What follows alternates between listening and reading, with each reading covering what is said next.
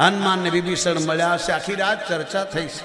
પછી હનુમાને કીધું તું મને માં બતાવી દે, હું તને બાપને મેળવી દઉં. તું મને માં હાથે મેળવી દે, હું તને રામને મેળવી દઉં. અને વિભીષણે પછી સકલ યુક્તિ બતાવી. અશોક વાટિકામાં આવે છે, રાતના 12 વાગ્યા છે. એ ટાઈમ રાવણ નશો કરી અનેક રાણીઓ સાથે આવી સીતાજીને જેમ ફાવે બોલે છે. પણ સીતાજી તણખલું રાખીને વાત કરે, તારી આટલી કિંમત છે, તું મારો ભાઈ બની જા, મારો બાપ બની જા, મારો દીકરો બની જા. હું ભારતની નારી છું, મારો પતિ ભગવાન, બાકી બધા મારા ભાઈ બાપ અને દીકરા સમાન. આ ભારતની નારી.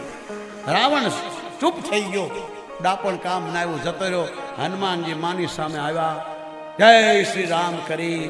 સીતાજી ડરી ગયા, કારણ કે સીતાજી વાંદરાનો ફોટો જોવે તો ડરે.